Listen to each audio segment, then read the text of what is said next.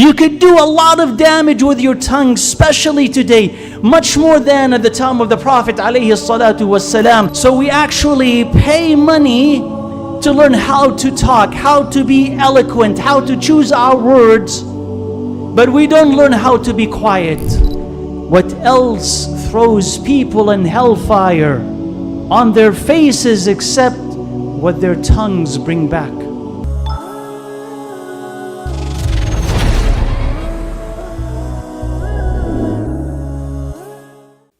And this skill, this ibadah of silence, is one that is seldom followed today. It is important to understand that it's an ibadah and that it's a skill, because in another hadith the Prophet ﷺ said, أكثر خطايا ابن آدم في لسانه. Most of the sins of the child of Adam are in his tongue.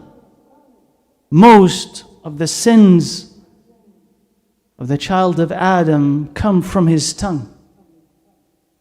And he said in another hadith, وَهَلْ يَكُبُّ النَّاسَ فِي النَّارِ عَلَى مَنَاخِرِهِمْ إِلَّا حَصَائِدُ أَلْسِنَتِهِمْ.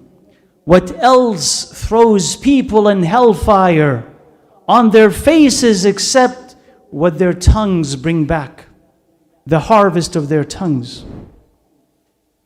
So if this tongue, this small instrument in our body, is so dangerous, how come we have not learned how to restrain it? You see us on the one hand learning, not only learning, but paying money to learn how to talk.